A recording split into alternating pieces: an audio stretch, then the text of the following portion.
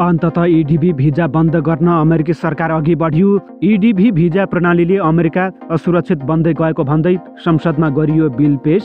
Germany पुगेरै अमेरिकी उपराष्ट्रपति JD भान्स बने। युरोपसँग आक्रोशित। चीन र रुसबाट भन्दा पनि युरोपबाट अमेरिका असुरक्षित रहेको दिए अभिव्यक्ति।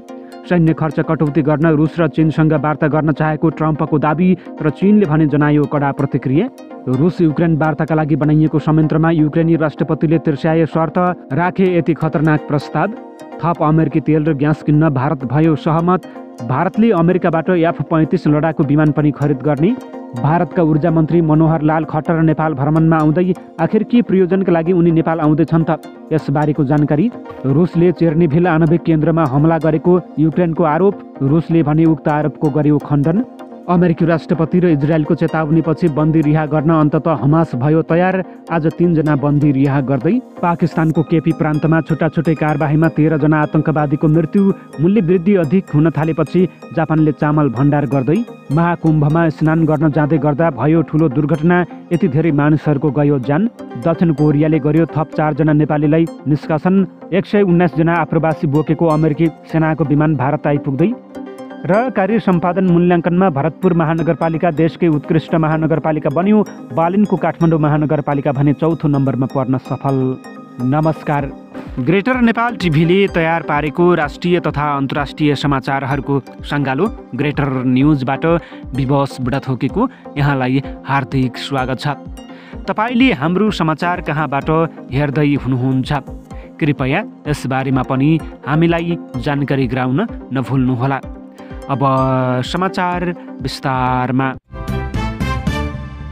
विश्वबाट इडिभी भिजा कार्यक्रम अन्तर्गत अमेरिकामा वर्षको 55,000 विदेशी आप्रवासी प्रवेश गर्थे। यो डिभी भिसा चिट्ठाको रूपमा मान्यता प्राप्त रहेको थियो। यो चिट्ठा प्रक्रियाबाट कस्ता खालका र कत्रो चरित्र भएका व्यक्तिहरू अमेरिका प्रवेश गर्छन् भन्ने कुरामा स्वयं अमेरिकालाई पनि थाहा हुँदैन थियो। यो कम्प्युटर प्रणालीबाट छानिन्छ। यस्तो गर्दा सिप नभएका मानिसहरू पनि अमेरिका प्रवेश गर्थे। अन्ततः अमेरिकी संसदमा डिभी भिजा प्रोग्राम इडिभी भिजा कार्यक्रम खारेज गर्ने सम्बन्धी बिल दर्ता भएको छ। उक्त बिल दर्ता गर्ने अमेरिकी सांसद हुन् रेप माइक कोलिन्स। उनले प्रस्तावमा यो भिजाको औचित्य समाप्ति सम्बन्धी कडा तर्क प्रस्तुत गरेका छन्, जुन तर्कलाई अमेरिकी राष्ट्रपति ट्रम्पले अब अध्यादेश मार्फत भिजाको समाप्ति सम्बन्धी घोषणा गर्नेछन्।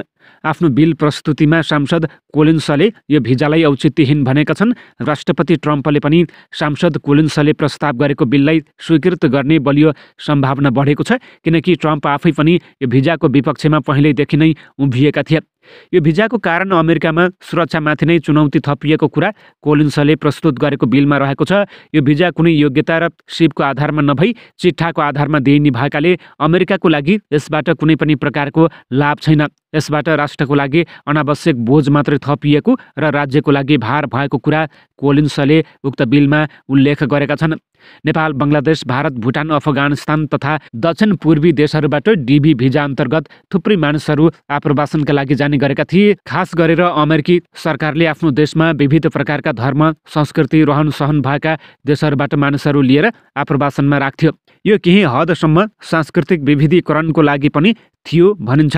तर यस्ता खालका योजनाले अमेरिकालाई फाइदाको अलावा केवल सुरक्षा चुनौती मात्रै थपिएको कुरा अहिले आएर ट्रम्प प्रशासनले स्वीकार गरेको छ। ट्रम्पले दोस्रो पल्ट चुनाव जितेर अमेरिकाको कार्यकारी प्रमुख भएपछि आन्तरिक प्रशासन र अन्तर्राष्ट्रिय कूटनीतिमा समेत व्यापक परिवर्तन ल्याउँदैछन्। उनी आफ्नो मुलुकमा अनावश्यक रूपमा दोस्रो तेस्रो मुलुकका मानिसहरूलाई प्रवेशमा थप कडाई गर्दैछन्। खास गरेर विदेशी आप्रवासीका कारण देशमा बेरोजगारी बढेको, आफ्ना जनता रोजगारीबाट समेत वञ्चितमा परेको र सुरक्षा नीतिमा नै थ्रेड आएकाले डिभी भिजा कार्यक्रमलाई अब रद्द गर्न मानसिक रूपमा नै तयार देखिएको कुरा कोलिन्सको बिलमा उल्लेख रहेको छ र ट्रम्पले यसलाई तत्काल लागू गर्ने सम्भावना रहेको छ। अमेरिकी उपराष्ट्रपति जेडी भान्सले जर्मनीको म्युनिखमा भएको सुरक्षा सम्मेलनमा युरोपेली देशप्रति आक्रामक अभिव्यक्ति दिएका छन्। उनले अहिले रुस र चीनभन्दा बढी अमेरिकालाई युरोपेली देशबाट चुनौती भएको बताएका छन्। उनले आप्रवासी नीति र प्रजातान्त्रिक मूल्यमा युरोपेली कमजोर भएको आरोप लगाएका छन्। धेरै देशमा वाक स्वतन्त्रतामाथि बन्देज लगाएर प्रजातान्त्रिक मूल्य र मान्यताको विरुद्धमा अङ्कुश लगाइएको उनको आरोप रहेको छ। रोमानियाको अदालतले निर्वाचनको बदर गर्नु तथा जर्मनीमा अति दक्षिणपन्थीलाई अन्य दल मिलेर निषेध गर्नु लगायतका विषयलाई प्रजातन्त्रमाथिको प्रहार भनेका छन्। अमेरिकी राष्ट्रपति डोनाल्ड ट्रम्पले रुस र चीनसँग सैन्य खर्च कटौती विषयमा वार्ता गर्न चाहेको टिप्पणी गरेपछि बेजिङले शुक्रबार अमेरिकाले यस कार्यमा नेतृत्व लिनुपर्ने बताएको छ। विश्वव्यापी शान्ति निर्माताका रूपमा आफ्नो दोस्रो कार्यकालमा आफूलाई प्रस्तुत गरेका ट्रम्पले आफ्ना समकक्षी भ्लादिमिर पुटिन र सी जिनपिङसँग परिस्थिति शान्त हुँदा शिखर सम्मेलन गर्न चाहेको बताएका छन्। म भन्न चाहन्छु हाम्रो सैन्य बजेट आधा कटौती गरौँ, उनले बिहिबार ओभल कार्यालयमा पत्रकारहरूलाई भने। शुक्रबार यो प्रस्तावबारे सोधिएको प्रश्नको जवाफमा चिनिया विदेश मन्त्रालयले अमेरिकासँग विश्वको सबैभन्दा ठुलो सैन्य बजेट रहेको बताएको छ। संयुक्त राज्य अमेरिकाले अमेरिका फर्स्टका लागि आह्वान गरेदेखि उनीहरूले सैन्य खर्च कटौतीको उदाहरण स्थापित गर्न नेतृत्व लिनुपर्छ। विदेश मन्त्रालयका प्रवक्ता गुओ जियाकुनले नियमित समाचार ब्रिफिङमा भनेका छन्। चीनको सैन्य बजेट खुल्ला र पारदर्शी रहेको छ। यो अमेरिका र अन्य प्रमुख सैन्य शक्तिहरूको सन्दर्भमा उचित र उपयुक्त छ। चीनको सीमित रक्षा खर्च राष्ट्रिय सार्वभौमिकता, सुरक्षा र विकासका हितहरू सुरक्षित गर्न र विश्व शान्ति र रक्षा गर्न पूर्णतया आवश्यक रहेको छ। ट्रम्पले बिहिबार 3 शक्तिलाई आफ्नो आणविक हतियारको भण्डार कटौती गर्न पनि आग्रह गरे। तर गुओले वासिङ्टन र मस्कोसँग सबैभन्दा धेरै आणविक हतियार भएका देशहरूका रूपमा आणविक निशस्त्रीकरणको विशेष र प्राथमिक जिम्मेवारी रहेको बताएका छन्। चीन सधैँ आणविक शक्तिलाई राष्ट्रिय सुरक्षाको लागि आवश्यक न्यूनतम स्तरमा कायम राख्छ र कुनै पनि देशसँग हतियार दौडमा संलग्न हुँदैन, उनले भने। युक्रेनका राष्ट्रपति भलोदिमिर जेलेन्स्कीले रुस युक्रेन युद्ध अन्त्य गर्न बनाइएको योजनामा शर्त तेर्स्याएका छन्। जेलेन्स्कीले अमेरिका र युरोपेली नेताहरूसँग साझा योजनामा सहमति भएपछि मात्र शान्ति वार्ताका लागि रुसी राष्ट्रपति भ्लादिमिर पुटिनसँग भेटवार्ता गर्ने बताएका हुन्। यसअघि उनले अमेरिकी राष्ट्रपति डोनाल्ड ट्रम्पसँग अहिलेसम्म भएका छलफल शान्ति योजना बनाउन पर्याप्त नभएको बताएका थिए। जेलेन्स्कीले युक्रेन नेटोमा रहन चाहने र रुसले कब्जा गरेको क्षेत्रलाई मान्यता नदिने बताएका थिए। अमेरिकी राष्ट्रपति ट्रम्पले रुस युक्रेन युद्ध अन्त्य गर्न आफूले पहल गरिरहेको दाबी गरेका छन्। भारत थप अमेरिकी तेल र ग्यास किन्न सहमत भएको छ। भारत र अमेरिका बीचको व्यापार असन्तुलन कम गर्न भारत थप अमेरिकी तेल तथा ग्यास खरिद गर्न सहमत भएको वासिङ्टनमा भएको संयुक्त पत्रकार सम्मेलनमा अमेरिकी राष्ट्रपति डोनाल्ड ट्रम्पले बताएका छन्।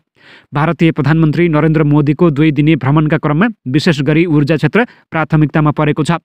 परमाणु ऊर्जामा थप लगानी गर्ने बाचा समेत भएको छ। भारतीय प्रधानमन्त्री मोदीले आफ्नो देशको आणविक ऊर्जा कार्यक्रमलाई अगाडि बढाउन मद्दत गर्न अमेरिका र फ्रान्सबाट महत्त्वपूर्ण समर्थन प्राप्त गर्दै भ्रमण सकेका छन्। भारतमा अमेरिकाले डिजाइन गरेको आणविक रिएक्टरहरू निर्माण गर्ने सम्झौता पनि भएको छ। यद्यपि यो प्रविधि अझै प्रारम्भिक चरणमा रहेको बताइएको छ। अमेरिकाले भारतलाई सैन्य हार्डवेयरको बिक्री करोडौँ डलरले बढाउने र F-35 लडाकु जेट समेत दिने जनाएको बीबीसीले उल्लेख गरेको छ। त्यस्तै मोदीले अन्तरिक्ष प्रविधि र अन्वेषणका बारेमा ट्रम्प निकट एलन मस्कसँग कुरा गरेको समेत बताएको छ। भारतका ऊर्जा मन्त्री मनोहर लाल खट्टर नेपाल भ्रमणमा आउने भएका छन्। ऊर्जा जलस्रोत तथा सिँचाइ मन्त्री दीपक खड्गाको निम्तामा उनी नेपाल आउन लागेका हुन्। ऊर्जा मन्त्री खड्गा नेतृत्वको टोली इन्डिया इनर्जी विक 2025मा सहभागी हुन भारत पुगेको थियो।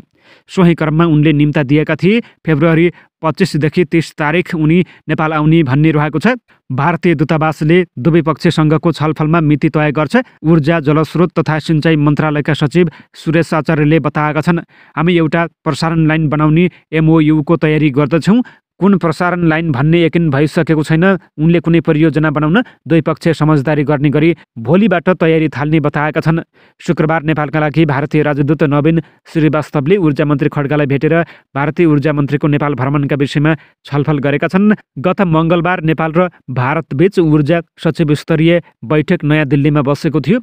बैठकमा इनरुवा न्यू पूर्णिया र दोधारा बोरेली बीचको 400 किलोभोल्ट क्षमताका अन्तर्देशीय प्रसारण लाइनको निर्माण कार्य संयुक्त उपक्रम मार्फत क्रमशः सन् 2028 देखि 29 र 2029 देखि 23 सम्ममा सम्पन्न गर्ने सहमति भएको छ। यसका लागि नेपालको प्रसारण लाइन, नेपाल विद्युत प्राधिकरणको 51% र भारतको पावर ग्रिडको 49% तथा भारततर्फको प्रसारण लाइनको निर्माणका लागि भारतको 51% पावर ग्रिड र 49% नेपाल विद्युत प्राधिकरणको सो पुँजी रहने गरी संयुक्त उपक्रमको मोडालिटीमा गर्ने सहमति भएको छ। संयुक्त उपक्रम कम्पनी स्थापना सम्बन्धी कार्य 1 महिनाभित्र सम्पन्न गर्ने सहमति पनि भएको छ। संयुक्त कम्पनी स्थापना गरेर निर्माणका लागि दुई देशका ऊर्जा मन्त्रीले MOU गर्ने योजनामा ऊर्जा, जलस्रोत तथा सिँचाइ मन्त्रालय रहेको छ। चेर्नोबिलमा रहेको पूर्व आणविक भट्टीमा रुसले आक्रमण गरेको युक्रेनी राष्ट्रपति भलोदिमिर जेलेन्स्कीले आरोप लगाएका छन्। चेर्नोबिलमा सन् 1986मा दुर्घटना भएर तत्कालीन सोभियत सङ्घ र युरोपमा विकिरण फैलिएको थियो। इन्टरनेसनल एटोमिक एनर्जीले शुक्रबार बिहान 2 बजे अघि नै ठुलो विस्फोट सुनिएको जनाएको छ। सेल्टरमा धेरै नाश भए पनि जेलेन्स्कीले विकिरणको मात्रा नबढेको बताएका छन्। युक्रेनको प्रान्तीय इमर्जेन्सी सर्भिसले विकिरणमा मात्र स्थिर रहेको जनाएको छ। चेर्नोबिलका प्रमुख इन्जिनियर अलेक्जेन्डर टायसचुकले त्यहाँको गतिविधिका कारण विकिरण बाहिर आउने जोखिम रहेको बताएका छन्। उनले अवस्था अहिलेसम्म नियन्त्रणमा नै रहेको बताउँदै यसलाई मर्मत गर्नु आवश्यक रहेको बताएका छन्। क्रेमलिनका प्रवक्ता दिमित्री पेस्कोभले भने सो आक्रमणमा रुसको कुनै भूमिका नभएको जनाएका छन्। यो युद्धको समयमा युक्रेनी पक्षले बारम्बार रुसमाथि आणविक भट्टीमा लक्षित गरी आक्रमण गरेको आरोप लगाएको छ। अमेरिकी राष्ट्रपति डोनाल्ड ट्रम्प र रुसी राष्ट्रपति भ्लादिमिर पुटिन बीचमा युद्ध विरामको विषयमा फोन वार्ता भएको 2 दिनपछि यो आणविक भट्टीमा आक्रमणको रिपोर्ट सार्वजनिक भएको हो। इजरायलले गाजामा करिब 1 महिना पुरानो युद्ध विराम सम्झौता रद्द गर्ने चेतावनीपछि हमासले शुक्रबार 3 जना बन्धकको नाम सार्वजनिक गरेको स्थानीय सञ्चार माध्यमले जनाएका छन्। प्रधानमन्त्री बेन्जामिन नेतान्याहुको कार्यालयले शनिबार रिहा हुने बन्धकहरूमा इजरायली रुसी साशा टुप्रानोभ, इजरायली अमेरिकी सागोई डेकेलचेन र इजरायली अर्जेन्टिनाका यार हेर्न रहेको जनाएको छ। प्यालेस्टाइनी लडाकु समूह हमासले यस हप्ताको अन्त्यमा 3 जीवित बन्धकहरूलाई रिहा गर्ने वा गाजामा पुनः युद्ध सुरु गर्ने मध्ये एक विकल्प रोज्नुपर्ने इजरायली चेतावनीपछि हमासले थप 3 बन्धकको रिहाइका लागि सहमति जनाएको हो। यसअघि हमासले युद्ध विरामको स्पष्ट उल्लङ्घन भएको भन्दै रिहाई रोक्ने बताएको थियो। अमेरिकी राष्ट्रपति डोनाल्ड ट्रम्पले गाजा क्षेत्र अमेरिकाले कब्जा गर्ने प्रस्ताव गरेपछि गाजामा 15 महिनादेखि जारी युद्ध अन्त्यका लागि जनवरी 19 मा भएको युद्ध विराम सम्झौता पालनाको लागि प्यालेस्टाइनी समूहलाई चर्को दबाव परेको छ।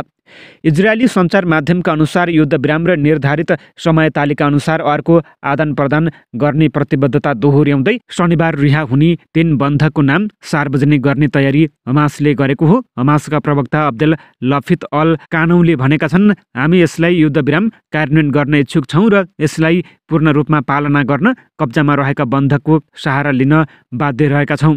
हमासले शनिबार 3 जना जीवित बन्धकलाई रिहा गर्न इजरायलले दबाब दिएको हो। सरकारका प्रवक्ता डेभिड मेन्सरले भनेका छन्, यदि हमासले हाम्रा कम्तीमा 3 बन्धकहरूलाई शनिबार अघि फिर्ता गर्ने प्रक्रिया अघि बढाएन भने शनिबार मध्याह्नसम्म युद्ध विराम अन्त्य हुनेछ। हमासले यसअघि इजरायलको युद्ध विरामको भग्नावशेष हटाउन आवश्यक पर्ने भारी मेसिनरीको आपूर्ति रोकेको आरोप लगाएको थियो भने गाजासँग जोडिएको इजिप्टको रफा सीमा क्षेत्रमा बुलडोजरको लाइन लागेको थियो। पाकिस्तानको उत्तर पश्चिमी खैबर पख्तुनख्वा केपी प्रान्तमा छुट्टै कारबाहीमा 13 जना आतङ्ककारी मारिएको त्यहाँको सेनाले जनाएको छ। पाकिस्तानी सेनाको मिडिया शाखा इन्टर सर्भिसेस पब्लिक रिलेसन्स ISPRले सुरक्षा बलहरूले केपीको डेरा इस्माइल खान, उत्तरी वजिरिस्तान, लकी मारबत र खैबर जिल्लाहरूमा खुफियामा आधारित अपरेसन सञ्चालन गरेका एक विज्ञप्ति मार्फत जनाइएको छ। ISPRको डेरा इस्माइल खान जिल्लामा अपरेसनको क्रममा सुरक्षा बल र आतङ्कवादीहरू बीचको भिडन्तमा 5 आतङ्ककारी मारिएका छन्। ISPRले उत्तरी वजिरिस्तानमा 2 छुट्टै भिडन्तमा 5 आतङ्ककारी मारिएको बताएको छ। लकी मारवाट जिल्लामा अर्को मुठभेडमा सुरक्षा बलहरूले थप 2 आतङ्ककारीहरूलाई मारेको बताएका छन्। ISPRले गरेको प्रान्तको खैबर जिल्लामा एक अभियानमा 1 आतङ्कवादी पनि मारिएका छन्। मारिएका आतङ्ककारीहरूबाट ठूलो मात्रामा हतियार र गोलाबारुद पनि बरामद गरिएको छ, जो सुरक्षा बल विरुद्ध आतङ्ककारी गतिविधिमा सक्रिय रूपमा संलग्न रहेका थिए। इलाकामा अन्य आतंककारीहरूको उपस्थितिलाई हटाउन क्लियरेन्स अपरेसन भइरहेको छ। सेनाले पाकिस्तानबाट आतंकवादको खतरालाई मेटाउन कटिबद्ध रहेको बताएको छ।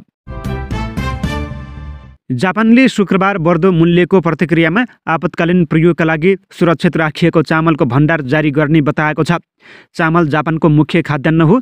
सरकारले विगतमा ठुला भूकम्प जस्ता आपतकालीन अवस्थामा आफ्नो चामल भण्डार प्रयोग गरेको थियो, तर वितरणमा अवरोधका कारण यसो गर्ने यो पहिलो पटक हुनेछ। सन् 2023मा अत्यधिक गर्मी मौसमले निम्त्याएको अभावले मागलाई अत्यधिक बढाएपछि गत गर्मीमा चामलको मूल्य बढेको थियो र त्यसपछि निरन्तर बढ्दै गएको छ। जलवायु परिवर्तनले निम्त्याएको अत्यधिक गर्मी लहरले विश्वका धेरै भागले घेरेको बेला जापानले सन् 2024मा रेकर्ड गरिएको सबैभन्दा तातो वर्षको सामना गर्दै निरन्तर उच्च तापक्रमको सामना गरिरहेको छ। कृषि मन्त्री टाकु इटोले पत्रकारहरूलाई सरकारले आफ्नो 10 लाख टन भण्डारणबाट 2,10,000 टन चामल जारी गर्ने बताए। हामी जसरी पनि वितरणको स्थिर अवस्थालाई सुधार गर्न चाहन्छौँ, उनले भने। सरकारले शरद ऋतुमा नयाँ फसलको चामल बजारमा आएपछि मूल्य स्थिर हुने आशा गरेको थियो, तर वृद्धि जारी रह्यो। सरकारी सर्वेक्षण अनुसार फेब्रुअरीमा 5 किलोग्रामको थैलोको पछिल्लो औसत खुद्रा मूल्य 3,688 येन अर्थात् $24 रहेको थियो। यो गत वर्षको 2023 येनबाट बढेको हो। एक अभूतपूर्व कदममा कृषि मन्त्रालयले गत महिना नयाँ नियम अन्तर्गत सरकारको चामल भण्डारणको बिक्रीलाई अनुमति दिने निर्णय गरेको थियो। पहिले भण्डार गरिएको चामल गम्भीर बाली असफल भएमा वा विपत्तिको अवस्थामा मात्र जारी गर्न सकिन्थ्यो, तर नियमहरूमा परिवर्तनले चामल वितरण स्थिर मानिएको बेला जारी गर्न अनुमति दिन्छ। मन्त्रालयले 1 वर्षभित्र वितरकहरूबाट त्यही परिणामको चामल फिर्ता खरिद गर्नुपर्छ। 2 वर्ष अघि चामलको ठुलो बाली असफल भएपछि किनमेलकर्ताहरू यो मुख्य खाद्यान्न किन्न हतारिएपछि सरकारले सन् 1985मा चामल भण्डारण गर्न कानुन लागू गरेको थियो। ऊर्जा, जलस्रोत तथा सिँचाइ मन्त्री दीपक खड्गासँग नेपालका लागि भारतीय राजदूत नवीन श्रीवास्तवले शिष्टाचार भेट गरेका छन्। सिंहदरबारमा रहेको ऊर्जा मन्त्रालयमा आज भएको भेटवार्तामा नेपाल भारत सहकारीका विविध विषयमा छलफल भएको थियो। भेटमा ऊर्जा मन्त्री खड्गाले नेपाल भारत विद्युत व्यापार सम्झौता कार्यान्वयन गर्न गठित संयन्त्रहरूबाट विद्युत व्यापार, थप प्रसारण लाइन निर्माण र भारतीय लगानीका जलविद्युत आयोजनाहरूको विषयमा भएको उपलब्धिका लागि भारत सरकारलाई धन्यवाद दिएका छन्। बैठकमा पञ्चेश्वर बहुउद्देश्यीय आयोजनाको विस्तृत परियोजना प्रतिवेदन DPR चाँडो टुङ्ग्याउने बारेमा पनि छलफल भएको थियो। यस्तै भारतका विद्युत मन्त्री मनोहर लाल खट्टरको आसन्न नेपाल भ्रमणको विषयमा छलफल भएको मन्त्रालयले जनाएको छ। भेटमा नेपालका लागि भारतका राजदूत श्रीवास्तवले भारतीय लगानीमा नेपालमा निर्माण भइरहेको आयोजनालाई अगाडि बढाउनको लागि आवश्यक सहजीकरण गर्न मन्त्री समक्ष आग्रह गरे। उनले विद्युत व्यापार, थप प्रसारण लाइनको विकास, हरित हाइड्रोजन उत्पादनमा भारतको सधैँ साथ र सहयोग रहेको बताएका छन्। उत्तर प्रदेशको प्रयागराजमा ठुलो दुर्घटना भएको छ। महाकुम्भमा स्नान गर्न गएका 10 श्रद्धालुको मृत्यु भएको छ भने 19 जना घाइते भएका छन्। बोलेरो र बसबीच भीषण ठक्कर भएको छ, जसमा अहिलेसम्म 10 जनाको मृत्यु भएको भारतीय सञ्चार माध्यमले जनाएका छन्। बस र बोलेरोमा सवार सबै मध्य प्रदेश र छत्तीसगढका बासिन्दा रहेको प्रारम्भिक जानकारीमा आएको छ। अहिले घाइतेहरूलाई अस्पताल लगिएको छ। जानकारी अनुसार मेजाको प्रयागराज मिर्जापुर राजमार्गमा शुक्रबार राति यो घटना भएको हो। यहाँ भक्तजन बोकेको बोलेरो र बोलेरो बस एक आपसमा ठोकिँदा बोलेरोमा सवार 10 भक्तजनको घटनास्थलमै ज्यान गएको बताइएको छ। ती सबै छत्तीसगढको कोरबा जिल्लाका बासिन्दा रहेको र सङ्गम स्नान गर्न जाँदै गरेको बताइएको छ। दक्षिण कोरियामा गैर कानुनी रूपमा बसेका थप 4 जना नेपालीलाई निष्कासन अर्थात् डिपोर्ट गरिएको छ। कोरियामा गैर कानुनी रूपमा बसेका उनीहरूलाई दक्षिण कोरियाको अध्यागमन कार्यालयले पक्राउ गरी नेपाल पठाएको हो। अध्यागमन स्रोतका अनुसार निष्कासित हुनेमा बिक, मगर, इसाई र घिसिङ थरका 1-1 जना नेपाली रहेका छन्। उनीहरू यसै साता कोरियन एयरलाइन्स मार्फत त्रिभुवन अन्तर्राष्ट्रिय विमानस्थल हुँदै नेपाल आएका हुन्। पछिल्लो समय गैर कानुनी रूपमा दक्षिण कोरियामा बसोबास गर्दै आएका विदेशीहरूलाई त्यहाँको सरकारले निगरानी बढाएको छ। अवैध रूपमा बसोबास गर्ने नेपालीहरू पनि त्यहाँको अध्यागमनको निशानामा पर्दै आएका छन्। संयुक्त राज्य अमेरिकाबाट निर्वासित गैर कानुनी भारतीय आप्रवासीहरू बोकेको दोस्रो उडान शनिबार अवतरण गर्ने भएको छ। जसअनुसार 15 फेब्रुअरीको राति 10:05 बजे अमृतसर विमानस्थलमा अवतरण हुने भारत सरकारको आधिकारिक स्रोतले जनाएको भारतीय सञ्चार माध्यमले जनाएका छन्। दोस्रो लटमा यो विमानमा 119 अवैध आप्रवासीलाई अमेरिकाबाट डिपोर्ट गरी भारत ल्याउन लागि हो। स्रोतका अनुसार अमेरिकाबाट निर्वासित भारतीयहरूलाई लिएर तेस्रो उडान भने आइतबार फेब्रुअरी 16 राति 10:05 बजे अमृतसर विमानस्थलमा अवतरण हुनेछ। आज आउन लागेको विमानमा भने 119 अवैध भारतीय प्रवासी यात्रु सवार हुनेछन्। शनिबार राति संयुक्त राज्य अमेरिकाबाट अमृतसर आइपुग्ने विमानमा कुल 119 एनआरआई यात्रु सवार हुनेछन्, जसमध्ये 67 जना पन्जाबका, 33 जना हरियाणाका र 19 जना गुजरात, उत्तर प्रदेश र महाराष्ट्रका हुनेछन्। यो विमान शनिबार राति 10:05 बजे अमृतसर विमानस्थलमा अवतरण हुनेछ। अमेरिकाबाट आउने विशेष विमानको सुरक्षा व्यवस्था स्थानीय प्रशासन र विमानस्थल प्राधिकरणले गर्न थालेको छ। यस सम्बन्धमा विदेश मन्त्रालयले नागरिक उड्डयन मन्त्रालयलाई लिखित जानकारी समेत दिइसकेको छ। त्यसो त पहिलो उडान अमेरिकाबाट फेब्रुअरी 5 मा अमृतसरमा नै अवतरण भएको थियो। उल्लेखनीय छ कि गत हप्ता बुधबार अर्थात् फेब्रुअरी 5 मा अमेरिकी वायुसेनाको C-17 ग्लोब मास्टर सैन्य विमान 104 अवैध भारतीय आप्रवासी लिएर भारत आइपुगेको थियो। अवैध आप्रवासीहरूको पहिलो समूह अमेरिकी वायुसेनाको C-17 ग्लोब मास्टर सैन्य विमानमा पन्जाबको अमृतसर एयरपोर्टमा आइपुगेको हो।